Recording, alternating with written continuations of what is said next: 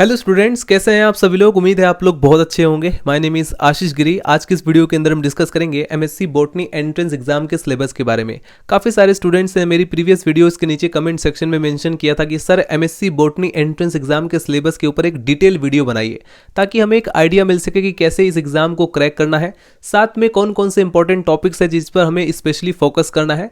तो इस वीडियो के अंदर मैं काफ़ी डिटेल में आपको एमएससी बॉटनी के एंट्रेंस सिलेबस के बारे में डिस्कस करने वाला हूं। साथ में हम आपको इसको कैसे क्रैक किया जा सकता है उसके बारे में भी मैं टिप्स और ट्रिक्स देने वाला हूं।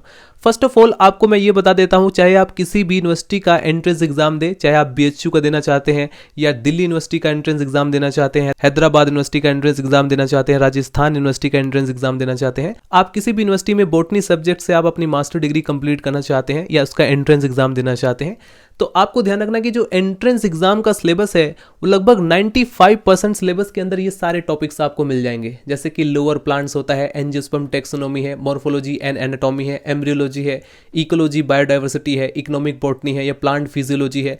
प्लांट फिजियोलॉजी लगभग सभी में 100% प्रेजेंट रहता है। इसके बाद बायोकेमिस्ट्री है, सेलुलर ऑर्गेनाइजेशन है, मॉलिक्यूलर बायोलॉजी है, बायोटेक्नोलॉजी है। तो ये सारे टॉपिक्स आपको डेफिनेटली लगभग हर यूनिवर्सिटी के सिलेबस में मिल जाएंगे। बट यहाँ पर स्टूडेंट आपको कुछ स्पेशल अटेंशन की जरूरत पड़ती है सिलेबस को देखते हुए। अगर आप दिल्ली यूनिवर्सिटी के एंट्रेंस एग्जाम की प्रिपरेशन कर रहे हैं तो उस टाइम आपको फोकस करना है मॉडर्न सब्जेक्ट्स पर, जैसे फॉर एग्जाम्पल मॉलिक्यूलर बायोलॉजी है, जेनेटिक्स है, बायोकेमिस्ट्री है। तो इन टॉपिक्स पर आप ज्यादा फोकस करेंगे अगर आप दिल्ली यूनिवर्सिटी के एंट्रेंस एग्जाम की प्रिपरेशन कर रहे हैं। वहीं पर अगर हम बात करें बीएचयू की, बनारस हिंदू यूनिवर्सिटी के एंट्रेंस एग्जाम अगर आप प्रिपरेशन कर रहे हैं तो जितने भी लोअर प्लांट्स होते हैं जैसे कि एल्गी है, फंजाई है, उनकी लाइफ साइकिल के बारे में या एंजियोस्पर्म टैक्सोनॉमी के बारे में या एंजियोस्पर्म की मॉर्फोलॉजी एनाटॉमी के बारे में, इसके बारे में आप लोगों को ज्यादा डीपली स्टडी करना है अगर आप लोग BHU MSc botany entrance exam की प्रिपरेशन कर रहे हैं। इसके अलावा राजस्थान यूनिवर्सिटी में भी आपको जितने भी लोअर प्लांट्स हैं उनकी लाइफ साइकिल को स्टडी करना है। ब्रायोफाइटा है, एल्गी है या फंजाई है, इन सभी को डिटेल में स्टडी करना है। तो इस सिलेबस को डिटेल में डिस्कस करने से पहले स्टूडेंट्स हम बात कर लेते हैं कि इसको कैसे क्रैक कर सकते हैं, यानी कि एंट्रेंस एग्जाम के सिलेबस को जानने के बाद आप इसको कैसे क्रैक करेंगे। सो फर्स्ट ऑफ ऑल आपको स्टार्ट करना पड़ेगा 4 महीने पहले ही आप ट्राई करें, यानी कि जिस दिन आपका एंट्रेंस एग्जाम है उसके 4 महीने पहले से ही आप लोग एंट्रेंस एग्जाम की प्रिपरेशन स्टार्ट कर दीजिए। साथ में यहाँ पर ध्यान रखना है जितने भी प्रीवियस ईयर के क्वेश्चन पेपर है, मॉक टेस्ट है, उसको भी आप प्रिपेयर करेंगे। इसके बाद स्टूडेंट आप लोग अच्छी बुक्स को भी परचेस कर सकते हैं ताकि आपके कॉन्सेप्ट अच्छी तरह से क्लियर हो। साथ में स्पेशल अटेंशन के बारे में मैंने आपको बताया था कि ये डिपेंड करता है कि आप किस यूनिवर्सिटी में एडमिशन लेना चाहते हैं, किस यूनिवर्सिटी का आप लोग एंट्रेंस एग्जाम की प्रिपरेशन कर रहे हैं।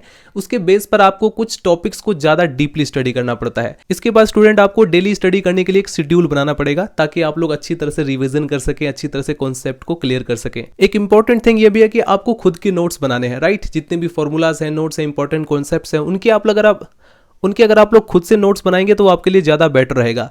और ये जो लास्ट पॉइंट मैंने मेंशन किया है, अवॉइड ट्रैवलिंग, ये उन सभी स्टूडेंट्स के लिए, जैसे फॉर एग्जांपल आप लोग किसी सिटी में आपका सेंटर चला जाता है एग्जामिनेशन पेपर का, तो उस सिटी में एक दिन पहले ही आप पहुंच जाएं और प्रॉपर स्लीप लें, अच्छी तरह से नींद लें, फिर उसके बाद अगले दिन आप एग्जाम देने जाएं। यानी कि एक दिन पहले ही अगर आप लोग पहुंच जाते हैं, प्रॉपर स्लीप लेते हैं, तो वो आपके लिए ज़्यादा बेस्ट रहेगा, आपका रिजल्ट भी उतना ही बेस्ट रहेगा। सो स्टूडेंट चलिए डिस्कस करते हैं डिटेल में एमएससी एंट्रेंस एग्जाम के सिलेबस को। तो चलिए स्टूडेंट डिस्कस करते हैं एमएससी बॉटनी के एंट्रेंस सिलेबस के बारे में। इस एंट्रेंस सिलेबस के माध्यम से आप लोग डेफिनेटली ये पता कर पाएंगे कि आपको कौन कौन से टॉपिक को स्टडी करना है। अब इसमें आप लोगों को इन सभी टॉपिक्स को डीपली स्टडी करना है, इस पूरे सिलेबस को आपको कवर करना है। ऊपर आप लोग देखेंगे लिखा हुआ है classification of plant kingdom. General के अंदर जो प्लांट किंगडम का क्लासिफिकेशन है, इसमें 2, 3, 4, 5, 6 किंगडम क्लासिफिकेशन, इन सभी को आपको स्टडी करना है। जितने भी टॉपिक्स आपको दिखाई दे रहे हैं इसका आप लोग स्क्रीनशॉट ले लीजिए। इस स्क्रीनशॉट के बाद आप लोग इन सभी टॉपिक्स को कवर करेंगे। साथ में इन सभी टॉपिक्स से रिलेटेड जितने भी एमसीक्यूज हैं उसको भी आपको कवर करना है। फाइकोलॉजी के अंदर यानी कि एल्गी के अंदर कौन कौन से टॉपिक्स आपको पढ़ना है, जैसे कि एल्गी का क्लासिफिकेशन है, फ्रिज का क्लासिफिकेशन है, जनरल कैरेक्टर्स है, एल्गी का जो सेल वॉल होता है, फ्लैजेला होता है, रिजर्व फूड मटेरियल होता है, पिगमेंट होता है, या एल्गी के अंदर रिप्रोडक्शन होता है, अल्टरनेशन ऑफ जनरेशन। इसके बाद ग्रीन एल्गी यानी क्लोरोफाइसी को आपको डिटेल में पढ़ना है, उसके जनरल कैरेक्टर्स को पढ़ना है, और किन किन एल्गी की लाइफ साइकिल को पढ़ना है वो सारी लाइफ साइकिल भी इसमें मेंशन की गई हैं, जैसे कि ओडोगोनियम है, एक्टोकार्पस है, ब्लू ग्रीन एल्गी के बारे में भी डिटेल में पढ़कर जाएं, इनसे रिलेटेड भी क्वेश्चंस आपसे पूछे जाते हैं। साथ में जैसे कि नाइट्रोजन फिक्सेशन वाले जो एल्गी होते हैं या फिर वाटर ब्लूम क्या होता है, ये सारे टॉपिक्स इसमें पूछे जाते हैं। इकोनॉमिक इंपॉर्टेंस को भी आपको पढ़ना है। एंट्रेंस एग्जाम में अगर हम माइकोलॉजी की बात करें यानी कि फंजाई से रिलेटेड कौन कौन से टॉपिक्स आपको स्टडी करना है, जैसे कि general characters of fungi, classification है, या इसके अलावा जितने भी फंजाई की लाइफ साइकिल आपको स्टडी करना है वो सभी के सभी फंजाई यहाँ पर मेंशन किए गए हैं। आगे बढ़ते हैं स्टूडेंट्स, इन सभी टॉपिक्स का आप लोग स्क्रीनशॉट ले लीजिए। इसके बाद अगर हम बात करें लाइकेंस के बारे में, तो लाइकेंस का भी आपको जनरल कैरेक्टर्स स्टडी करना है। इसके बाद इसका क्लासिफिकेशन या रिप्रोडक्शन या इकोनॉमिक इंपॉर्टेंस, ये सारे टॉपिक्स आप स्टडी करेंगे। ब्रायोफाइटा के अंदर आप लोगों को कौन कौन से टॉपिक स्टडी करना है, जैसे कि इसका जनरल कैरेक्टर्स होता है, या इसकी life cycle, alternation of generation, origin of bryophyta, या sporophytic bryophyta, general classification of bryophyta, right. ये सारे टॉपिक्स और कौन कौन से ब्रायोफाइटा के बारे में आपको डिटेल में पढ़ना है, जैसे कि स्फेग्नम होता है, इसके बारे में आपको पढ़ना है, पोगोनेटम है, फ्यूनेरिया है, evolution of sporophyte in bryophyte, ये टॉपिक भी मोस्ट इंपॉर्टेंट है, इससे रिलेटेड भी क्वेश्चंस पूछे जाते हैं। इसके अलावा ब्रायोफाइट्स इन जियोलॉजिकल टाइम स्केल, इसको भी आप लोग स्टडी करेंगे।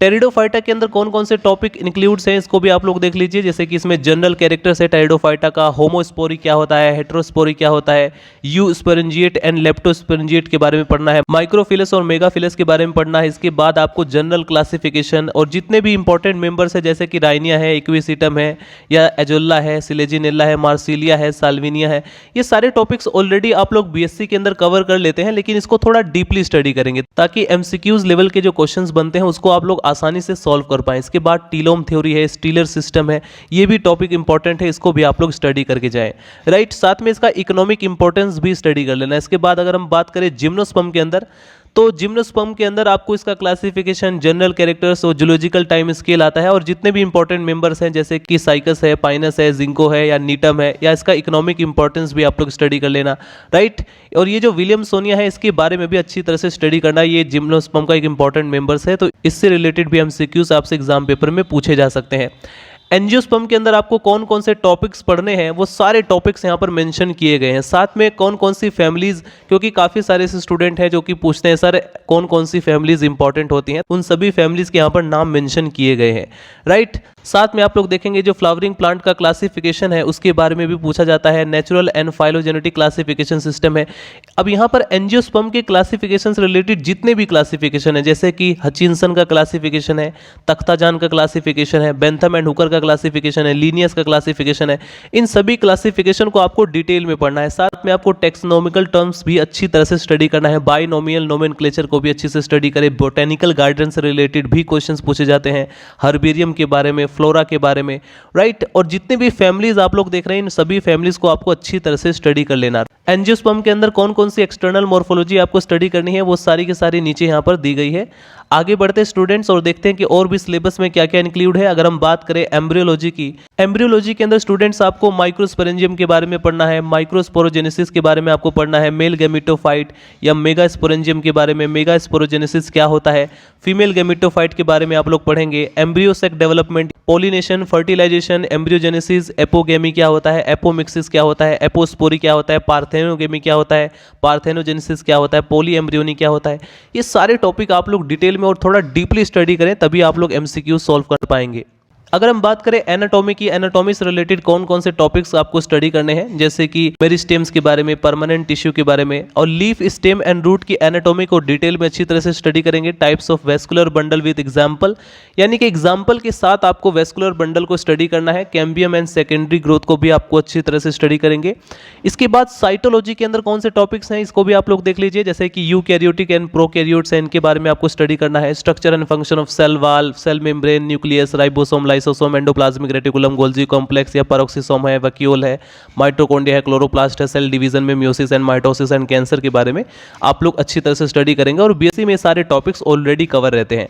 इसके बाद यदि हम बात करें स्टूडेंट बायोकेमिस्ट्री की, तो इसके अंदर बायोकेमिस्ट्री से रिलेटेड जितने भी टॉपिक्स हैं इनको आप लोग स्टडी करेंगे, राइट। अमाइनो एसिड्स पढ़ लेना, साथ में आइसो एंजाइम्स क्या होते हैं, एलो एंजाइम्स क्या होते हैं, यानी कि एंजाइम्स रिलेटेड टॉपिक्स, उनके क्लासिफिकेशन को भी आप लोग पढ़ेंगे। साथ में न्यूक्लिक एसिड, लिपिड्स और कार्बोहाइड्रेट्स को भी पढ़ना, कार्बोहाइड्रेट से रिलेटेड भी क्वेश्चंस पुट आउट किए जाते हैं। इसके बाद यदि हम बात करें मॉलिक्यूलर बायोलॉजी की, मॉलिक्यूलर बायोलॉजी में आपको क्या क्या पढ़ना है, जैसे कि structure of DNA and chromosome, और इसके साथ जितने भी टॉपिक हैं ये सारे टॉपिक्स यहाँ पर मेंशन किए गए हैं। इन सभी टॉपिक का आप लोग स्क्रीनशॉट ले लीजिए और इन सभी टॉपिक्स को आपको प्रिपेयर करना है। जेनेटिक्स और साइटोजेनेटिक्स से रिलेटेड कौन कौन से टॉपिक्स हैं वो सारे टॉपिक्स आप लोग सिंपली देख सकते हैं।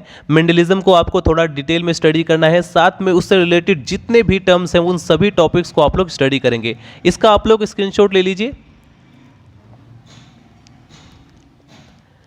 इसके बाद स्टूडेंट्स यदि हम बात करें biotechnology and plant tissue culture, इसके अंदर कौन कौन से टॉपिक्स आते हैं वो सारे टॉपिक्स आप लोग पढ़ेंगे। इसमें पीसीआर भी आ जाता है, यानी कि बीएससी के अंदर जो आपने बायोटेक्नोलॉजी को स्टडी किया है उसी से रिलेटेड क्वेश्चंस भी आएंगे, राइट। जैसे कि पीसीआर है, पॉलीमरेज चेन रिएक्शन है, उससे रिलेटेड क्वेश्चन आएंगे। जितने भी हमारे वेक्टर्स होते हैं, एंजाइम्स होते हैं, उन सभी को आप लोग अच्छी तरह से स्टडी करेंगे। इसके बाद आता है ecology and environment. MSc botany के एंट्रेंस एग्जाम में इकोलॉजी और इन्वायरमेंट से रिलेटेड कौन कौन से टॉपिक्स आपको स्टडी करने हैं वो सारे टॉपिक यहाँ पर मेंशन किए गए हैं। इन सभी टॉपिक का आप लोग स्क्रीनशॉट लीजिए। इसके बाद स्टूडेंट आपको इन सभी टॉपिक्स को डिटेल में कवर करना है। स्टूडेंट यदि आप लोगों को इस सिलेबस का कंप्लीट पीडीएफ चाहिए तो आप लोग मेरे टेलीग्राम चैनल को भी ज्वाइन कर सकते हैं। बायो बुक टेक के नाम से टेलीग्राम चैनल है, उसे आप लोग ज्वाइन कर सकते हैं। वहां पर आपको इसका पूरा सिलेबस मिल जाएगा पीडीएफ के फॉर्म में। इवोल्यूशन से रिलेटेड आपको कौन कौन से टॉपिक स्टडी करने हैं, जैसे कि origin of species most important है, नेचुरल सिलेक्शन है या सिंथेटिक थ्योरी है, इन सभी टॉपिक्स को आप लोग कवर करेंगे। माइक्रोबायोलॉजी से रिलेटेड इसमें क्या क्या आपको पढ़ना है, प्रोकैरियोटिक एंड यूकैरियोटिक सेल के बारे में आपको स्टडी करना है, एंडोसिम्बियोटिक इवोल्यूशन के बारे में आपको पढ़ना है। साथ में माइक्रोबायोलॉजी से रिलेटेड जितने भी टॉपिक्स आते हैं, छोटे छोटे टॉपिक्स आते हैं, वो सारे टॉपिक्स, इसमें माइकोप्लाज्मा से लेकर के टीएमवी, एचआईवी, सारे टॉपिक्स आप स्टडी करेंगे। आगे बढ़ते स्टूडेंट्स, अब हम देखते हैं यहाँ पर प्लांट फिजियोलॉजी से रिलेटेड कौन कौन से टॉपिक्स आपको पढ़ने हैं। तो जितना भी आप लोगों ने बीएससी में पढ़ रखा है प्लांट फिजियोलॉजी को, उसको थोड़ा सा और भी डीपली स्टडी करें, राइट।